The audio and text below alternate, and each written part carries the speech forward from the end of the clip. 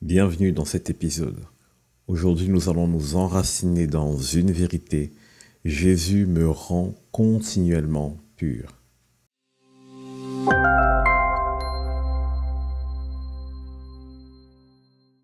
Alors, je ne sais pas si ça vous est déjà arrivé de laver le sol.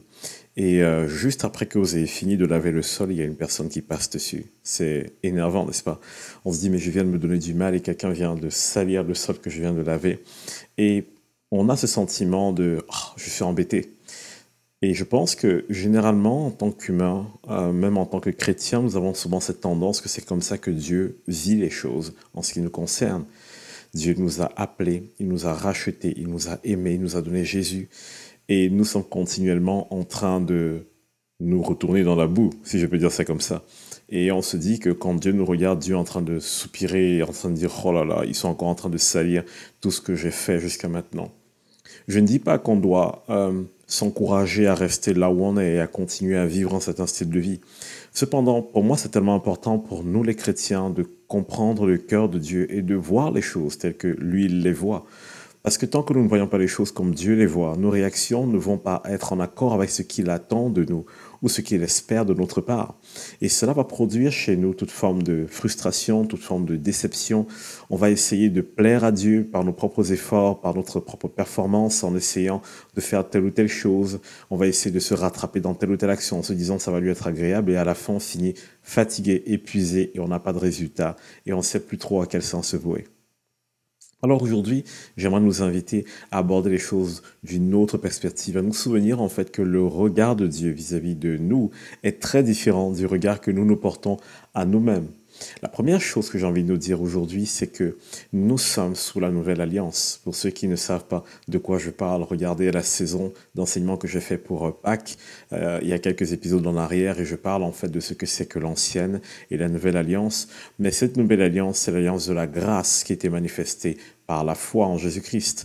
Et là, dans ce moment, dans cette alliance, ce qui est intéressant lorsque nous lisons la Bible, c'est que la Bible ne nous parle pas de ce que nous deviendrons généralement. Elle nous parle de ce que nous sommes devenus en Christ.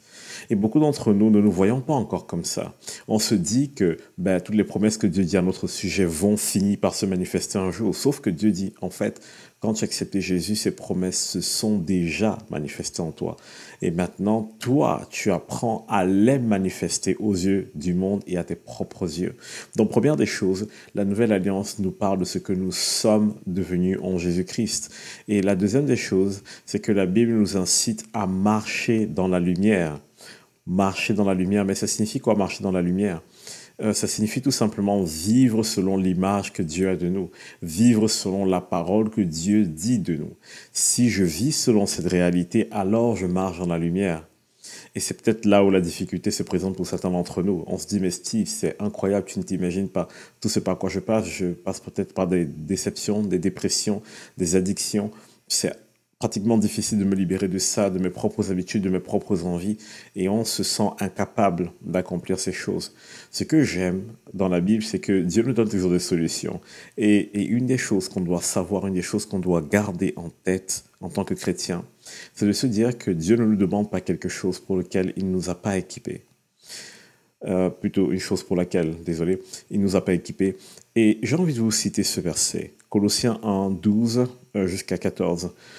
Rendez grâce au Père qui vous a rendu capable d'avoir part à l'héritage des saints dans la lumière, qui nous a délivrés de la puissance des ténèbres et nous a transportés dans le royaume du Fils de son amour, en qui nous avons la rédemption, la rémission des péchés. Alors, je vais décortiquer très rapidement ce passage. Rendez grâce au Père. La première des choses que tu dois faire, c'est de rendre grâce à Dieu. Prends le temps de rendre grâce à Dieu, même si tu n'as pas l'impression que les choses se passent comme elles devraient se passer, même si tu as parfois honte de toi, même si tu viens de retomber pour la énième fois dans le même péché, rends grâce à Dieu, parce que la Bible dit ici, il t'a rendu capable d'avoir part à l'héritage dans la lumière. Il t'a rendu capable d'avoir part à l'héritage. Dieu t'a rendu capable, que tu le sentes ou que tu ne le sentes pas. Le point de départ, c'est que tu le crois. Le point de départ, c'est que tu commences à vivre selon ce qu'il dit de toi. Il t'a rendu capable.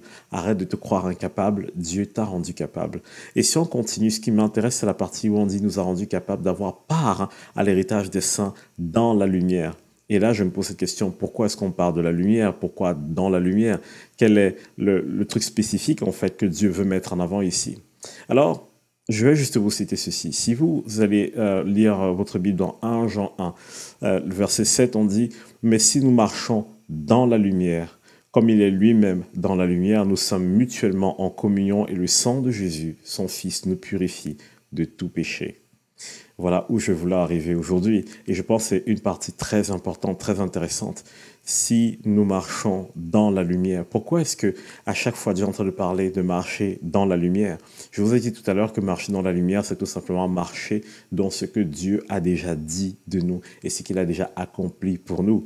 Ça ne vous demande pas d'être un surhomme, ça vous demande de faire confiance à Dieu. Quand Dieu vous dit qu'il a fait des choses en vous, il l'a réellement fait. Et le challenge pour nous, c'est de nous dire, ok Seigneur, ce n'est pas facile, ce n'est pas évident, mais je choisis de marcher dans cette lumière. Et la Bible nous dit que Dieu lui-même est dans la lumière. Donc lorsque nous marchons dans la lumière, comme Dieu est dans la lumière, qu'est-ce qui se passe? Nous sommes mutuellement en communion. C'est-à-dire qu'il y a un échange qui se fait, il y a quelque chose de vivant qui se met en place. Pourquoi Dieu veut cette communion? Pourquoi Dieu veut qu'il y ait ce cœur à cœur?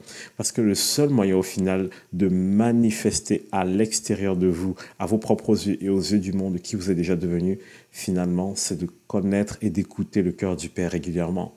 Si vous passez le temps à écouter vos propres peurs, vos propres angoisses, vous allez finir par reproduire ces choses. Mais lorsque vous apprenez à écouter le cœur du Père, apprenez à écouter le cœur de Dieu, apprenez à le connaître tel qu'il est réellement, parce que beaucoup d'entre nous avons malheureusement une image de Dieu comme le Père fouettard, Zeus, assis sur son trône avec un éclair dans la main, plutôt que du papa qui court au secours de son enfant quand son enfant trébuche.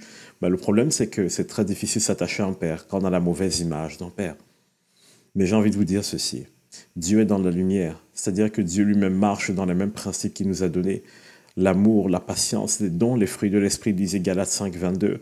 Dieu lui-même manifeste ces choses, disant Corinthiens 13, qui parle en fait de l'amour, et en réalité on parle ici de la nature même de Dieu. Et vous verrez que tout ce que Dieu veut faire à notre égard est toujours bon, positif et à notre intention. On peut tellement parler de cet aspect de l'amour et de marcher dans la lumière. On peut parler aussi de Jésus, par exemple, qui est venu en disant que lui vient servir. Et donc, on se rend compte que le cœur du Père, c'est de servir ses enfants.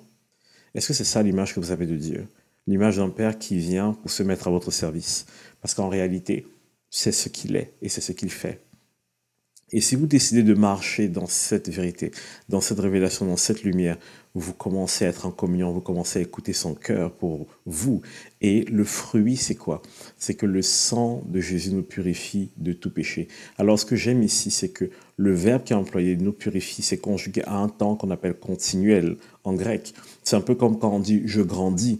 Lorsque vous grandissez, vous dites je grandis, c'est une réalité maintenant, mais c'est aussi une réalité demain, après-demain, parce que vous ne cesserez jamais de grandir. Et ce qui est intéressant, c'est que c'est le même temps qui est employé ici pour le verbe purifier. Le sang de Christ nous purifie continuellement de tout péché. Alors, je ne sais pas où tu en es dans ta marche avec Dieu, mais j'ai envie de t'encourager aujourd'hui, de te dire que peut-être tu as besoin d'apprendre à pardonner à quelqu'un pour avancer. Peut-être tu as besoin d'apprendre à te pardonner à toi-même. Peut-être qu'il est temps de lâcher prise par rapport à telle ou telle peur ou angoisse. Il est temps que tu te focalises sur ce que la Bible dit de toi. Dieu n'attend pas que tu sois un surhomme. Dieu veut accomplir des choses extraordinaires en toi. Quand Jésus allait te chercher, il t'a choisi, il savait qui tu étais. Il savait quelles étaient tes forces et tes faiblesses. Alors j'ai vraiment envie que tu te saisisses de cette vérité qui dit que quand tu marches dans la lumière, c'est-à-dire quand tu marches dans ce que Dieu dit de toi, alors qu'est-ce qu'il fait? Tu entres en communion avec lui et le sang de Christ est continuellement en train de te purifier de tout péché.